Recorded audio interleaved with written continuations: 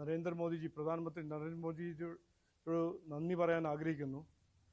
കാരണം ഈ മിഡിൽ ഈസ്റ്റിൽ നടക്കുന്ന യുദ്ധത്തിൻ്റെ കാരണം നമ്മളുടെ ഫ്യൂൽ പ്രൈസസ് എല്ലാം വർദ്ധിക്കുന്നുണ്ട്.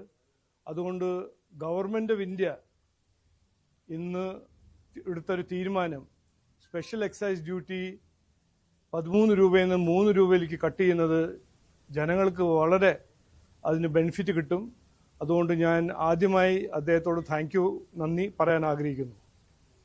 അതിൻ്റെ ഒപ്പം ഞാൻ ബഹുമാനപ്പെട്ട മുഖ്യമന്ത്രിയോട്